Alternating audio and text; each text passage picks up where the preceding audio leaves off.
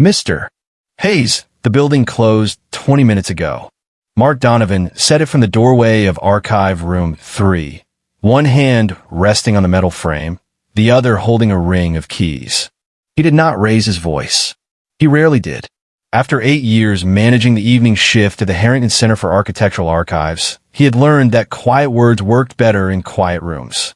Eric Hayes looked up from a table covered in blueprints, old photographs, tracing paper, and a half-empty cup of black coffee. He was 35, sharp-featured, broad-shouldered, and always dressed like he had walked out a meeting he never wanted to attend. Tonight his sleeves were rolled up, his dark hair was slightly messy, and there was a pencil tucked behind his ear. 5 more minutes, Eric said. Mark glanced at the clock on the wall. That is what you said 40 minutes ago. Then I was optimistic. Mark stepped inside. The room smelled faintly of paper, dust, coffee, and the cold air that leaked in from the old windows. The Harrington Center was not a public library.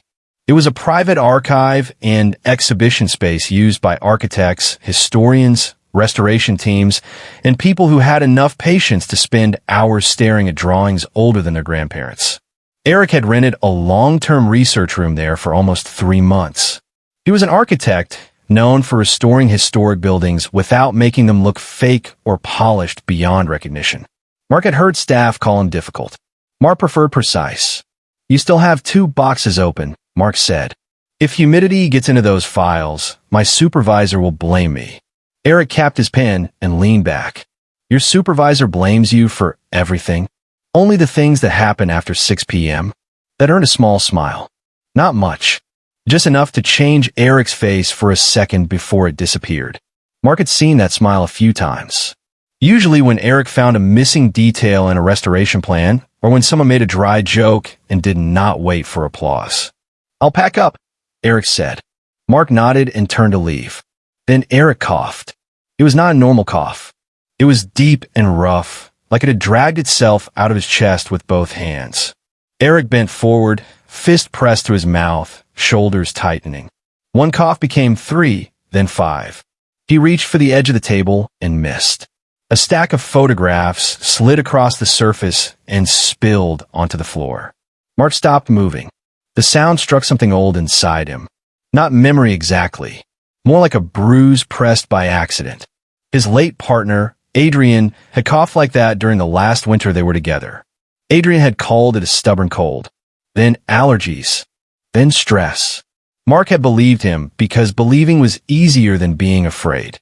By the time fear won, they were already counting hospital visits instead of plans. Eric pulled in a breath and tried to stand. I'm fine. Mark came back into the room. Sit down. I said I'm fine. You said 5 more minutes 40 minutes ago.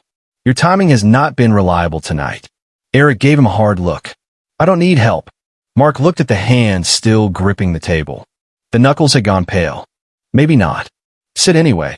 For a few seconds, Eric looked as if he might argue, just to prove he could. Then another cough hit him, shorter but worse. He sat. Mark picked up the cup of coffee and pushed a bottle of water toward him instead. Drink. Eric stared at it. Do you give orders to every researcher here? Only the ones who look like they're about to fall into a box of 19th century roof plans. Eric took the bottle. His fingers trembled when he twisted the cap. Mark noticed. He noticed most things. That was part of the job, but it was also part of him. He noticed when the thermostat changed by 1 degree, when a display case was not locked properly, when a visitor lied about touching something. He noticed Eric had been staying later each week. He noticed the coffee, the tired eyes, the way Eric sometimes paused before climbing the stairs. He had noticed the cough before too, but never like this. Does that happen often? Mark asked. No. Mark waited.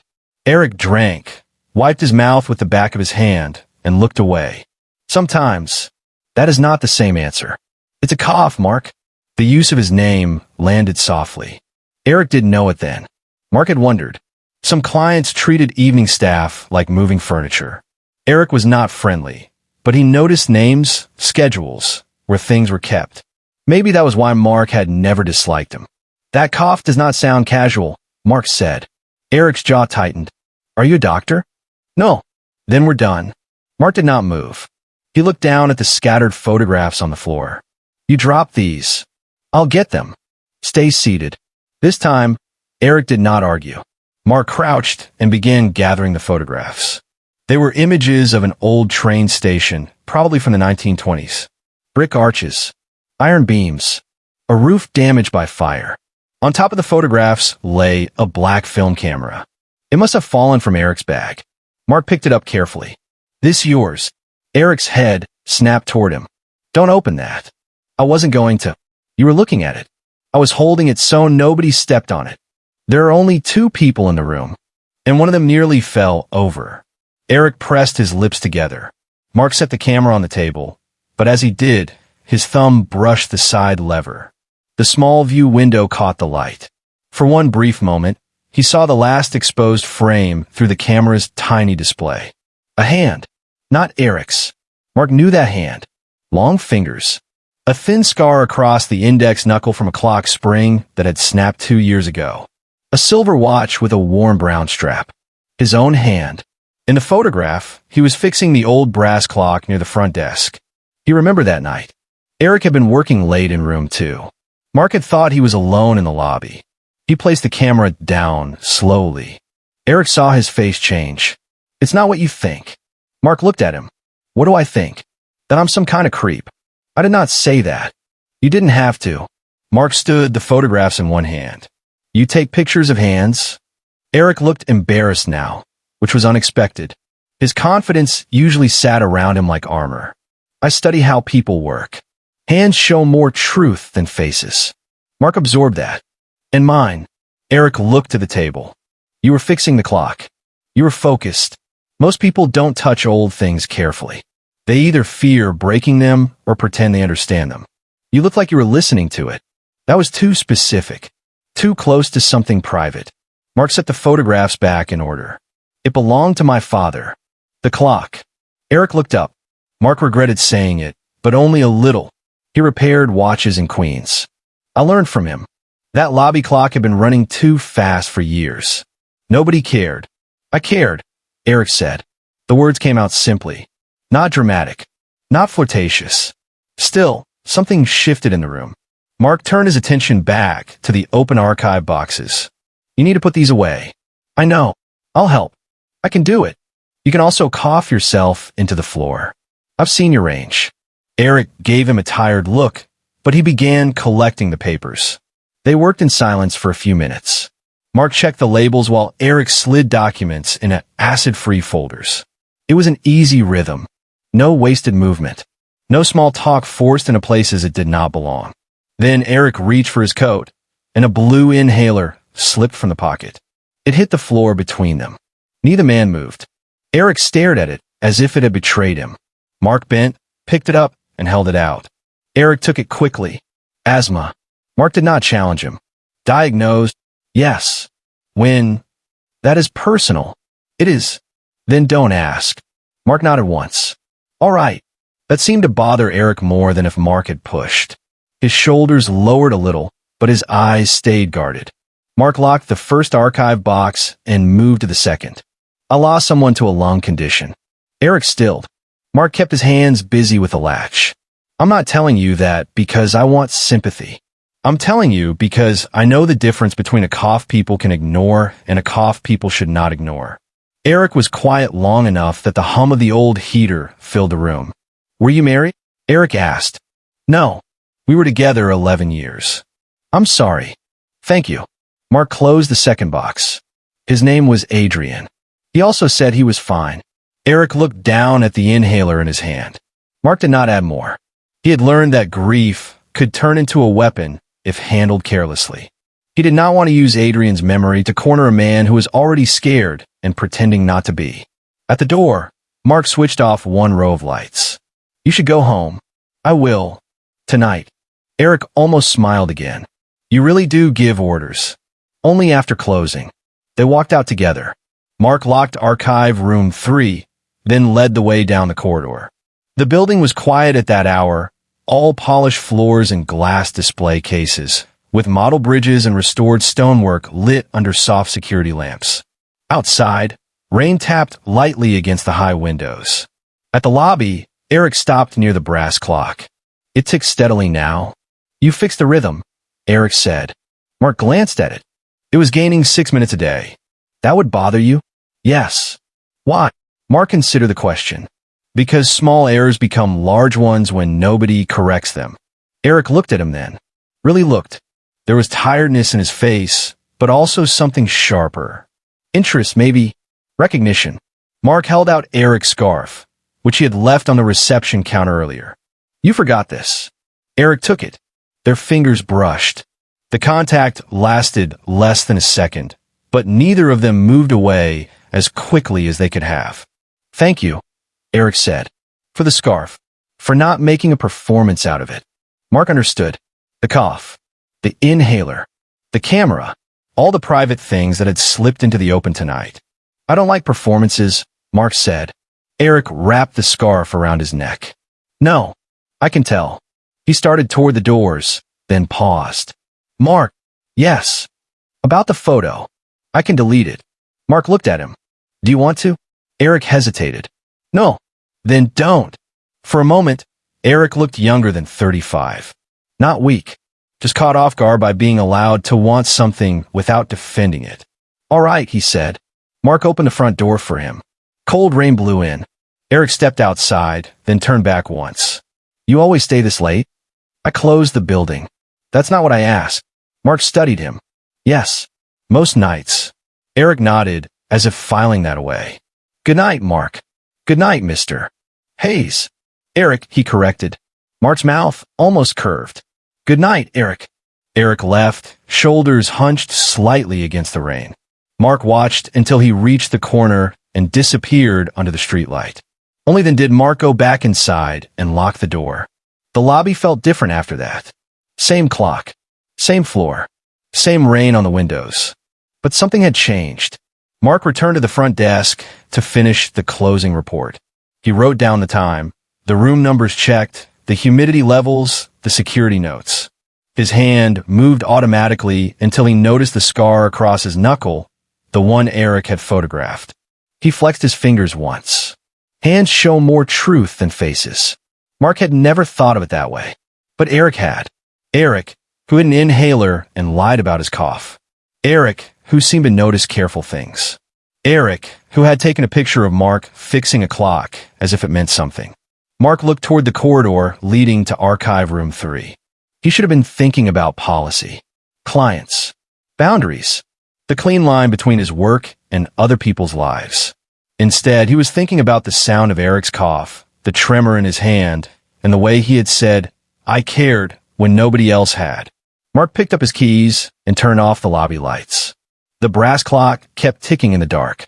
By the next Tuesday night, Mark had told himself 3 separate times that Eric Hayes was only another late-working client.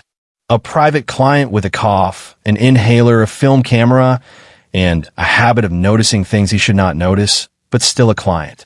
That was the line Mark needed to keep. Then Eric arrived at 7:12 p.m.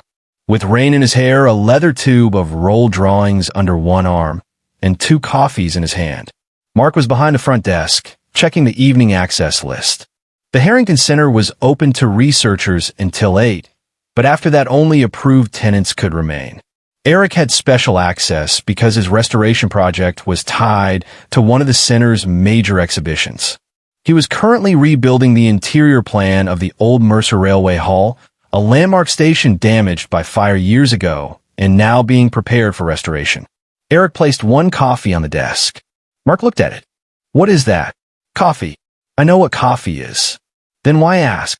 Because you put on my desk. Eric's mouth moved like he was holding back a smile. You gave me water last week. I'm returning the gesture. Mark glanced at the cup. I don't drink coffee after 6. Of course you don't. What does that mean? It means you look like the kind of man who has rules for hot drinks. Mark should not have found that funny. He did anyway. I drink tea, Mark said. I'll remember. The sentence was simple, but it stayed in the air longer than it needed to. Mark looked back at the access list because looking at Eric had become slightly less safe than before. Eric cleared his throat. Not a cough this time. Just a small sound. Mark noticed the difference. You working late? Mark asked. Until 10. Mark looked at him over the top of the clipboard. 11. Eric corrected. Try 10. Are we negotiating? No. I'm informing you. Eric picked up his coffee. Good to know. He went down the corridor toward archive room 3. Mark watched him go and hated that he was already paying attention to the way Eric breathed while walking. At 9:30, the center's deputy curator, Lena Park, came down from the exhibition floor with a tablet in one hand and frustration on her face. Lena was in her early 40s, efficient, sharp-eyed, and the only person in the building who could make donors apologize without raising her voice. She had worked with Mark for 5 years and trusted him more than most people trusted their alarm systems. Problem in gallery 2, she said. Mark stood. Leak. Worse. The temporary wall panel shifted. The Mercer model display is exposed, and a locking sensor won't reset. Call maintenance. I did. They can't come until morning. Mark looked toward the archive corridor. Eric is still here. Lena followed his gaze. The Mercer architect. Restoration consultant. Good. Use him. If that model gets damaged, I'm blaming everyone equally. Mark took the keys and walked to archive room 3. Eric was bent over a drawing table, sleeves rolled up, pencil between his fingers. He looked focused, but the coffee beside him was untouched. A small white pill bottle sat near the lamp. He moved it under a notebook as soon as Mark entered. Mark saw it. He said nothing. We need help in gallery 2, Mark said. Eric looked up. Who is we? The building. Lena. Me. Possibly your Mercer model. That got him moving. Gallery 2 held the scale model of Mercer Railway Hall under a long glass case. One section of the temporary wall behind it had shifted forward, not enough to fall, but enough to expose the electrical line for the display lighting. Lena stood near the entrance with her arms crossed. Mister. Hey, she said. Can you tell us whether this panel is load-bearing? Eric looked at the wall, then at the floor track, then at the ceiling connection. His whole body changed when he worked. The guardedness fell away. He became clean, direct, sure. It's not load-bearing, he said, but if it drops another inch, it could hit the case. Mark moved beside him. How do we stop that? We brace it from the side, release the lower track, reset the top first. Lena looked at Mark. Can you do that? Mark looked at Eric. Eric looked back. I can guide him. Mark raised an eyebrow. You can guide me? You're good with clocks. Let's see if that extends to walls. Lena stared at both of them. Flirt after the artifact is safe. Mark went still. Eric looked down at the panel very quickly. Lena walked away like she had not said anything. The repair took 40 minutes. Mark held the panel while Eric adjusted the track and talked him through each step. They stood close because the space was narrow. Eric's shoulder brushed Mark's twice. Neither of them commented. Mark could feel the heat of him, the control in his voice, the faint roughness in his breathing when he had to reach overhead. Lower, Eric said. Mark shifted his grip. Not that low. You said lower. I assumed you understood proportion. I understand instructions. Give better ones. Eric huffed out a quiet laugh. It turned into a cough before he could stop it. Mark tightened his hand on the panel. Step back. I'm fine. Eric. The name came out firmer than he intended. Eric looked at him. The argument in his eyes faded, not completely, but enough. He stepped back and took a breath through his nose, controlled and careful. Mark held the panel alone while Eric used his inhaler. He turned slightly away when he did it. Mark pretended not to watch. The lights flickered once. Then the gallery went dark. Lena called from the hall. Backup generator should kick in. It did not. The whole building settled into a heavy silence. Mark reached for the flashlight clipped to his belt, but the panel shifted under his hand. Eric moved close again and pressed his palm against the other side. Don't let go, Eric said. I wasn't planning to. In the dark, the room felt smaller. Eric's breathing was close enough for Mark to hear the places where it caught. Mark adjusted his grip, and his fingers found Eric's wrist by accident. Eric stilled. Mark should have moved his hand. Instead, he kept hold of Eric's wrist and guided it higher on the panel. Here, more stable. Eric's skin was warm. His pulse was fast. Got it, Eric said, but his voice was lower now. For almost a minute, They stood like that in the dark, holding up a damaged wall panel in a gallery full of old things. Mark's hand around Eric's wrist. Eric close enough that Mark could smell rain and coffee on his coat. The emergency lights finally came on. Dim yellow light filled the gallery. Mark looked down. He was still holding Eric's wrist. Eric looked down too. Neither man moved. Lena appeared at the entrance with a battery lamp. Her eyes went to their hands, then back to their faces. The panel. Mark released Eric and stepped back. Stable. Wonderful, Lena said dryly. Historic preservation survives another evening. Eric cleared his throat and returned to the wall. We can finish the reset now. They did, quickly and without more jokes.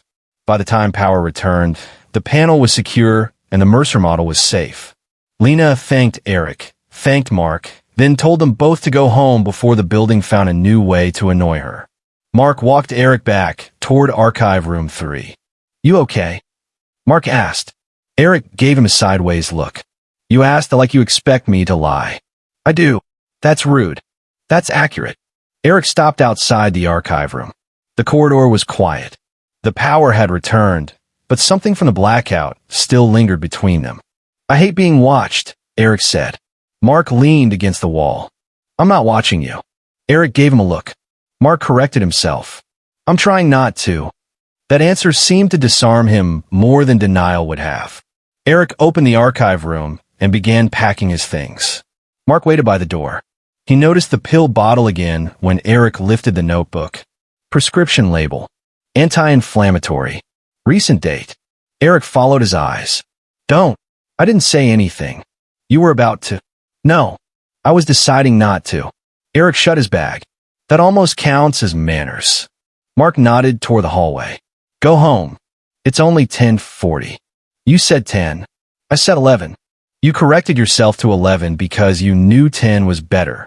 Eric stared at him, then laughed under his breath. You're exhausting. I've heard worse. They walked to the lobby together. Rain still tapped the glass doors. The brass clock ticked steadily above the front desk. Eric paused beneath it. It sounds different now. It sounds right. How do you know? Mark looked at the clock. You listen long enough, you hear what belongs and what doesn't. Eric's gaze shifted to him. Is that what happened with my cough? Mark did not soften the answer. Yes. Eric nodded slowly. I don't know what to do with that. With what? With someone noticing. Mark let the silence sit for a moment. You don't have to do anything tonight.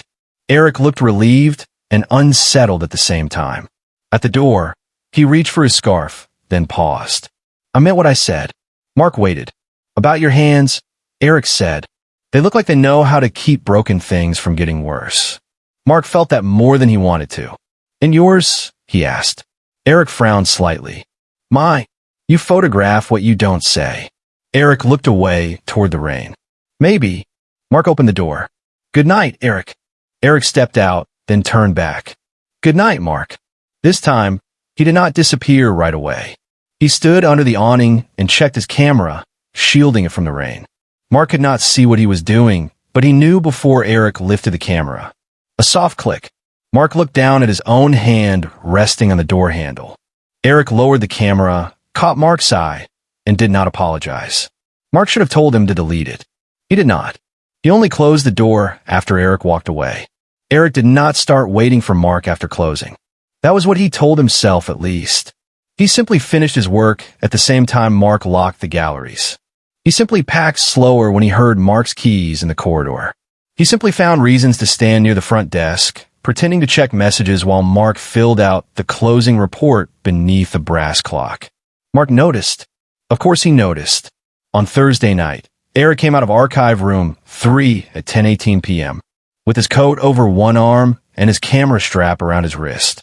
Mark was kneeling near the lobby clock, adjusting the lower hinge on the wooden case. You know, Eric said, most people would call a technician. Mark did not look up. Most people are comfortable overpaying strangers. You're not a stranger? To the clock? No. Eric leaned against the desk. That sounds like something only you would say seriously. Mark tightened a screw and closed the clock case. And yet you stayed to hear it. Eric looked away, but he was smiling. The smile lasted until he coughed. He turned his head quickly, trying to hide it in his shoulder. Mark heard the rough edge in it right away. It was shorter than the one last week, but not better.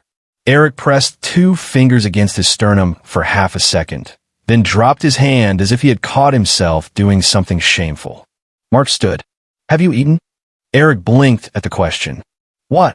Food. Have you had any today? I had coffee. That is not food. It has calories. Barely. Come with me. Where? Staff kitchen. Eric frowned. Is that allowed? No. And you're inviting me anyway? Mark picked up his tool bag. Try not to report me. The staff kitchen was small, clean, and practical. A microwave, a sink, a narrow table, a few cabinets, and a refrigerator covered with schedule notes. There was a photograph taped to the freezer door of the Harrington staff at last year's holiday dinner. Lena Park stood in the middle, looking impatient even in a paper party hat. Mark was at the edge of the frame, half smiling, as if someone had caught him before he could escape. Eric looked at the photo. You smile like you're negotiating with the camera. I don't like being photographed. That's unfortunate. Mark opened the refrigerator. For whom? Eric lifted his camera slightly. For my artistic development. Mark gave him a look. Eric lowered the camera, still smiling.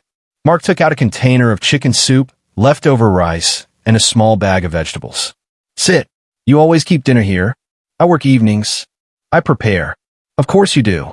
Mark heated the soup, added rice, chopped the vegetables quickly, and set a bowl in front of Eric with a spoon. The whole thing took less than 10 minutes. No ceremony. No fuss. Eric stared at the bowl as if it had arrived from another country. You don't have to look at it like it's evidence, Mark said. I'm not used to people cooking for me. This is reheating. It still counts. Mark leaned against the counter while Eric ate. At first, Eric took careful, polite spoonfuls. Then hunger won, and he stopped pretending. Mark looked away to give him privacy. This is good, Eric said. It's soup. It's good soup. Mark accepted that with a nod. Compliments made him uncomfortable when they were too direct. Eric seemed to know that because he did not push. After a while, Eric said, My mother used to make soup when I was sick. Mark glanced over. She lives in Vermont now. Eric continued. Small town, big garden, 2 dogs she likes more than most people. She calls every Sunday and asks if I'm sleeping enough. I lie every Sunday. Mark sat across from him. Does she believe you? No. She just lets me finish the lie. That sounds like a mother. Eric's mouth softened. She would like you. You don't know that. She likes men who repair things and disapprove of bad habits quietly. Mark looked at him over the table. I'm not quiet about all bad habits.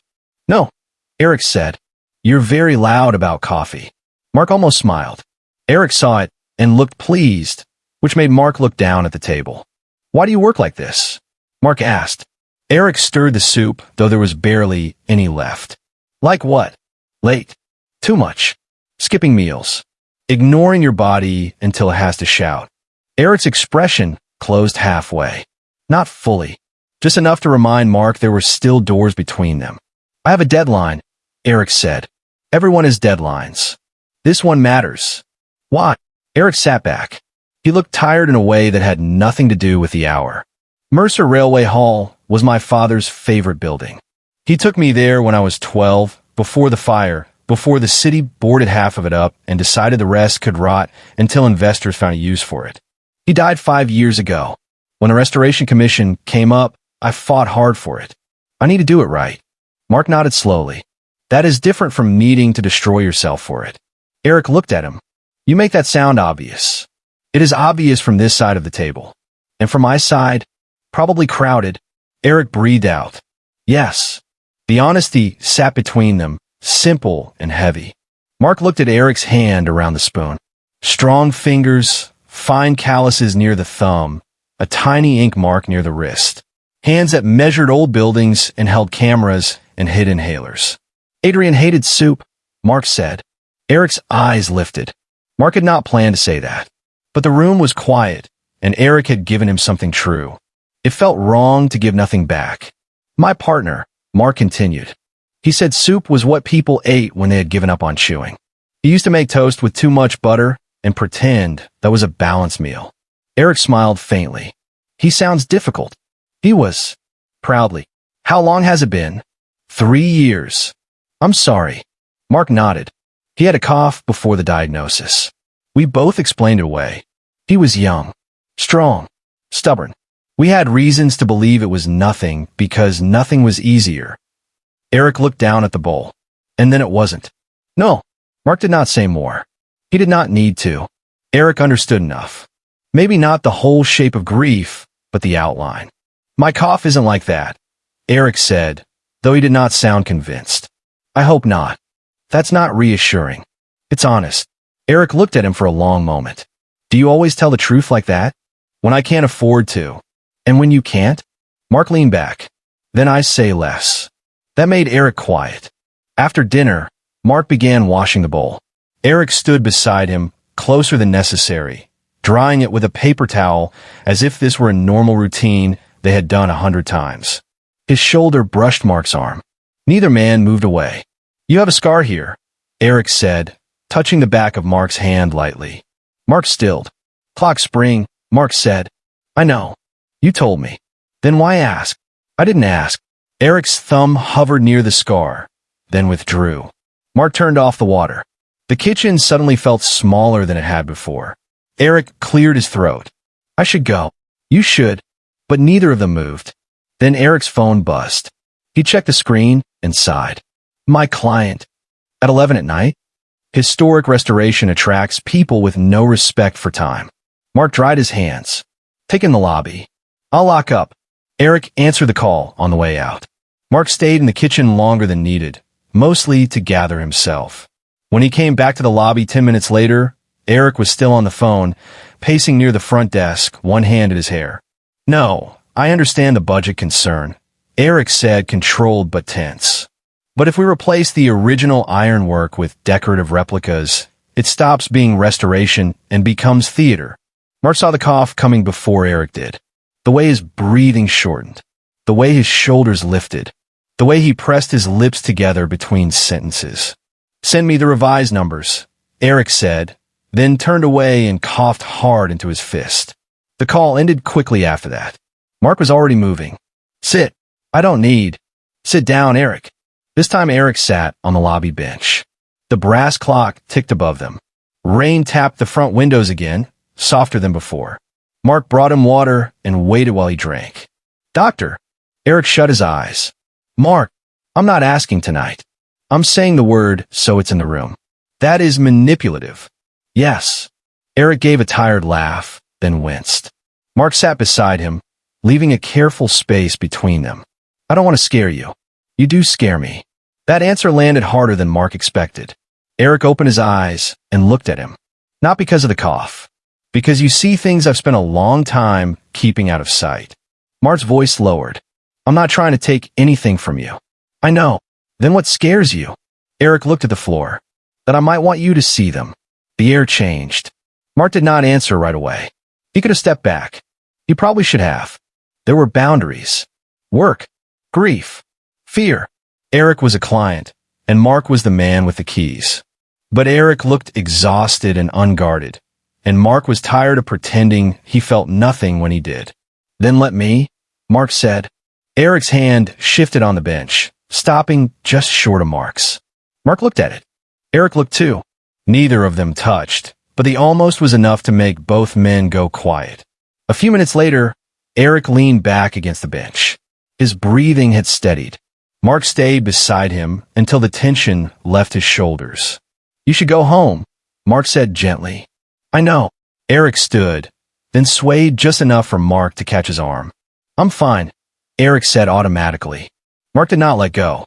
You are standing because I'm holding you. Eric looked down at Mark's hand on his arm. Then maybe keep holding me for a second. Mark did. Only a second became several.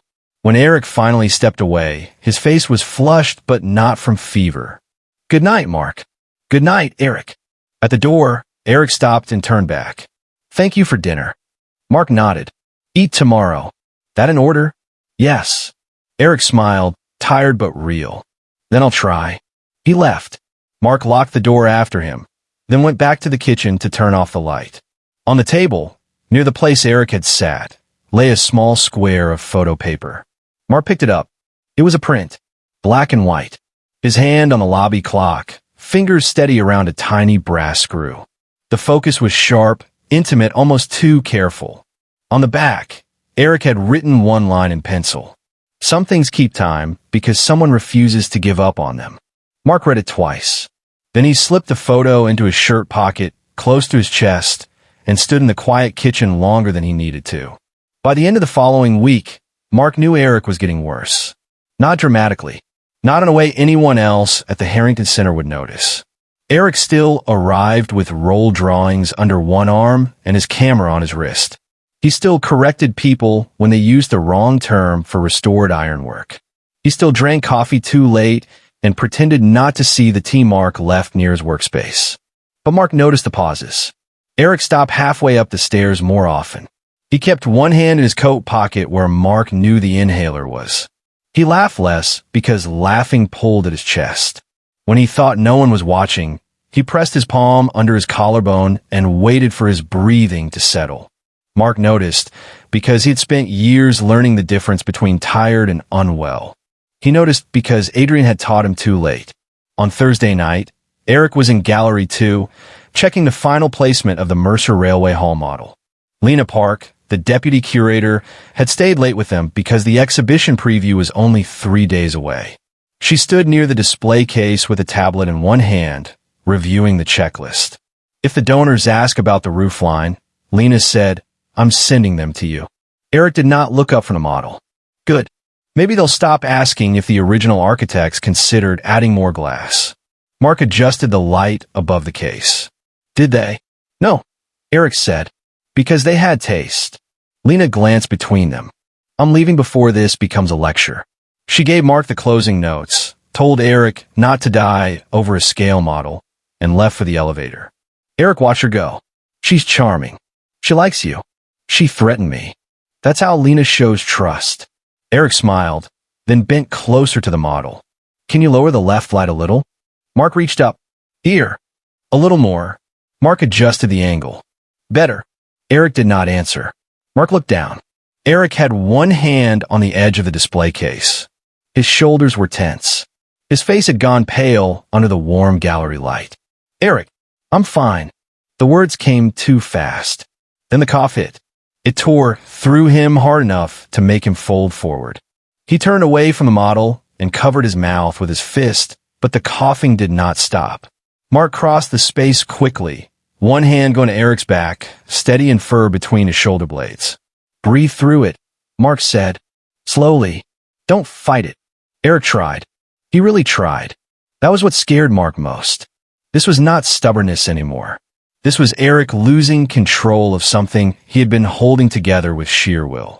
The coughing finally broke. Eric drew in a rough breath. Then he looked at his hand. Mark saw it too. A small streak of red against Eric's knuckles. The room went silent. Eric closed his fist immediately. It's nothing. No.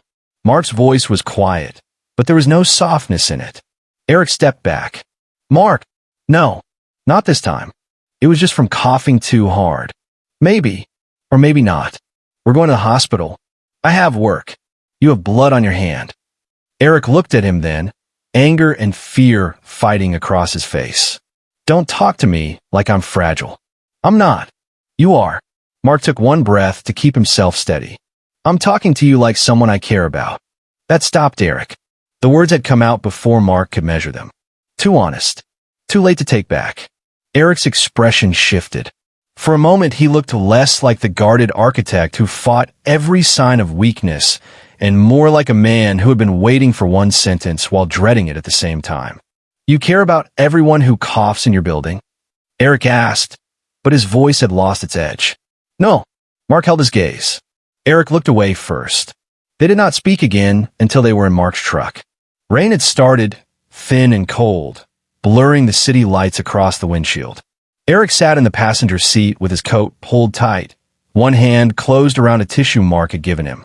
I hate hospitals, Eric said. Most reasonable people do. I hate what they make true. Mark kept both hands on the wheel. Things are true before hospitals name them. Eric stared out the window. You always say things like that. When I'm worried. A pause. Are you? Yes. Eric's throat moved. He looked smaller in the dim light. Not weak, just tired of pretending. I don't want this to become your past repeating itself. Mark did not answer right away. The traffic light ahead turned red. He stopped the truck and looked at Eric. It already isn't, Mark said, because I'm not waiting this time. Eric closed his eyes for a second. At the emergency clinic, Mark handled the front desk when Eric's voice tightened. He gave Eric space when the nurse asked questions. He sat beside him under fluorescent lights that made everyone look a little more frightened than they wanted to admit. The doctor on duty was a calm woman named Dr.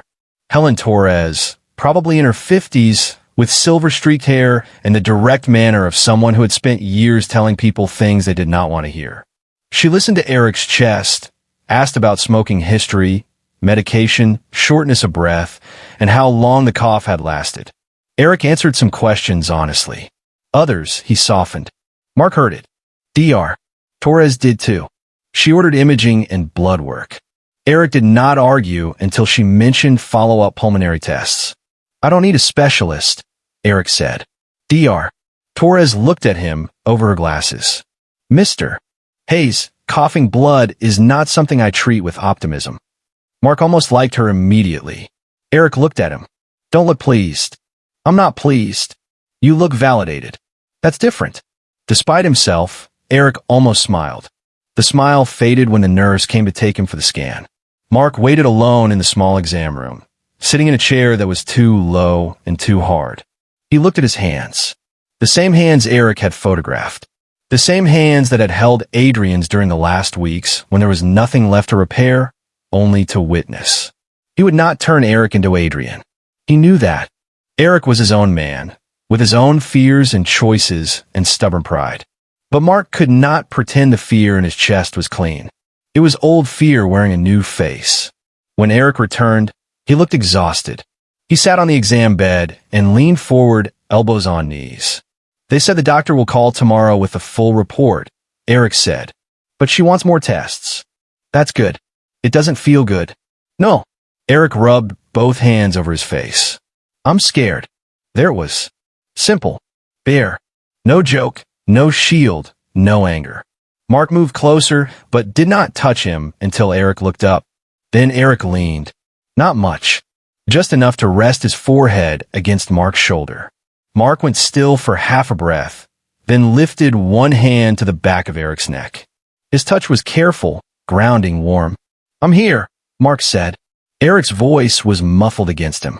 Don't say that unless you mean it. I mean it. For how long?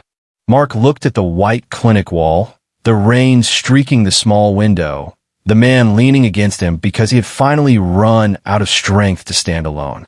Until you don't need me. Eric gave a rough laugh. That's a dangerous answer. It's the honest one. They stayed like that until a nurse knocked lightly and told them Eric could go home. Mark drove him back in silence. Near Eric's apartment, the rain eased. The street was almost empty. Before getting out, Eric's phone rang. Unknown number. He stared at the screen. Mark knew before Eric said anything. The clinic, Eric whispered. Answer it. Eric's thumb hovered over the button. His hand trembled. He looked at Mark, and all the practice control was gone. I can't. Mark reached across the space between them, not taking the phone, only covering Eric's shaking hand with his own. Then we'll answer it together. The phone kept ringing. Eric swallowed. Mark held on, and the screen glowed between them, waiting. And that's where this part ends. With Eric's phone still ringing, Mark's hand over his, and both of them standing on the edge of a truth neither man is ready to face alone. If this cliffhanger leaves you frustrated, we're truly sorry, but Mark and Eric's story is far from over. What happens after that call will change everything between them. The diagnosis, the fear, the choices, and the love neither of them can keep pretending away. The next chapters continue exclusively on Patreon. Members can watch the full continuation, unlock every story, enjoy early access, and follow Mark and Eric all the way to their happy ending. Thank you so much for listening, for staying with this story, and for giving these two men a place in your heart. We hope to see you on Patreon.